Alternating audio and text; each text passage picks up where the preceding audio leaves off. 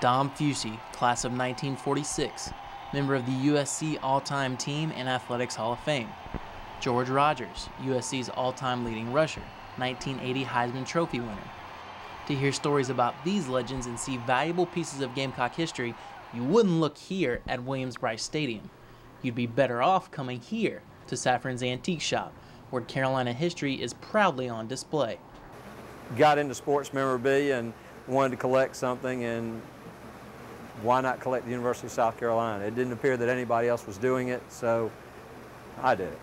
A peek inside the Gamecock shop at Safran's Antiques is like Christmas morning for Carolina fans. Safran has everything from jerseys, to photos, to plaques, and hundreds of other pieces of Gamecock memorabilia. But he says it's the history and the people that he loves most, not the stuff. Knowing the history, if you're a fan of history, why wouldn't you want to know who the greats were, and in this case, meet the greats? On any given day at Safran's shop, a number of former USC greats could be spotted. We ran into Hall of Famer Dynamite Dom Fusi, and he says he's not the only one who frequents the Whaley Street shop. Most of the football players come by here. We might have 2 or 3 Hall of Famers in here all at one time. Safran's Antique Shop has become a place where fans and even former players can come, tell stories about the old days, and relive Gamecock history, a history they say you won't find at the university. Alex Riley has been a Gamecock fan all his life, and he says these Gamecock greats are underappreciated.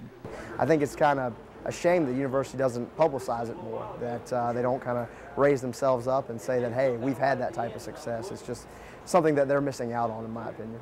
Despite having a football tradition that dates back to 1892, USC has no building for its Athletics Hall of Fame.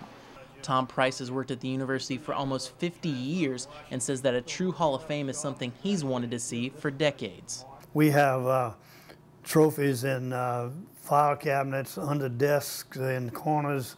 We badly need a freestanding or a separate Hall of Fame building.